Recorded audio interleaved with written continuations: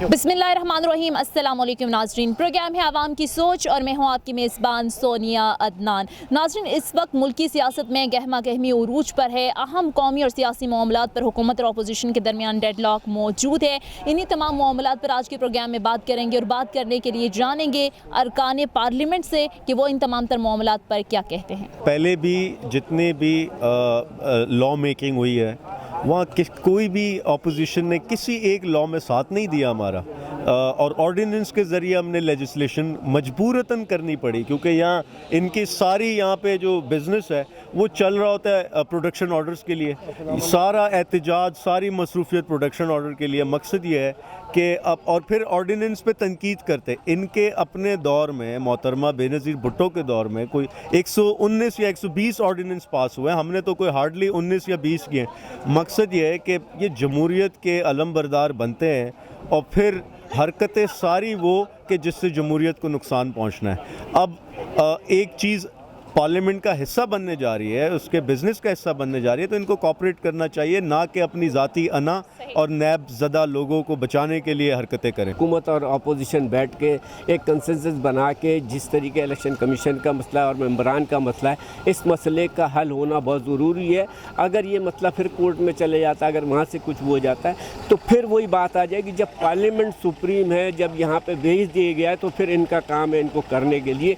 और जो कानूनी जो इस वक्त आइनी तरमीमें हैं वो बहुत सारे मसले मसाइल हैं कि लीडर ऑफ द अपोजिशन मुल्क में नहीं है, उनको इसमें होना चाहिए ताकि पार्लियामेंट के अंदर एक लीडर ऑफ द अपोजिशन की आवाज़ जो है, और फिर हुकूमत से बैठ के जो मामलात हैं उनको तय करके। हुक्मरान जो होते हैं वो सर झुका के चलते हैं। ये पाकिस्तान की वाहिद हुकूमत है जो अपोजिशन को मतलब चलने नहीं दे रही है, अपोजिशन की बात सुनने के लिए नहीं तैयार नहीं है। देखें, ये दोनों ये जो अपोजिशन और हुकूमत, ये पहिए होते हैं इस रियासत के, मतलब हुकूमत चलाने के। अगर अपोजिशन को माइनस करेंगे तो ये हुकूमत नहीं चल सकेगी।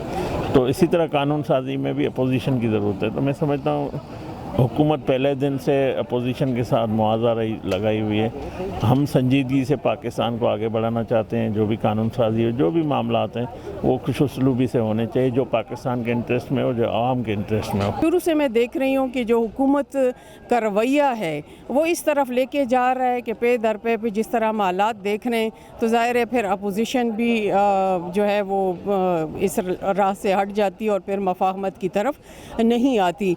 और मैं समझती हूँ ये अलमिया है मौजूदा हुकूमत के लिए कि इतने इम्पोर्टेंट जो मुनासिब हैं, ओहदे हैं, उसके हवाले से हम अदालत का भी दरवाज़ा खटखटाते हैं और अदालत फिर पार्लियामान को इसको मोरद इल्ज़ाम ठहराती है। तो ये मैं समझती हूँ कि पार्लियामान की फिर वीकनेस पे बात आती है, फिर ओवरऑल आती है।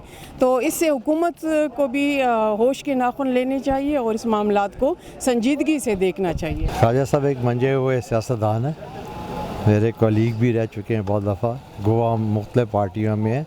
क्या ख्वाजा साहब की बात संजीदा ले रही हैं आप? ऐसे प्रेशर किया, उन्होंने कुछ भी नहीं होना, देख लीजिएगा। तकर्री भी हो जाएगी इलेक्शन कमिश्नर की 2-3 दिन में, अरकान की भी हो जाएगी, और जो एक्सटेंशन बिल है वो तो पास होना ही होना है। नाज़रीन, अहम सियासी मामलात पर अरकान पार्लियामेंट क्या कहते हैं आपने सुना।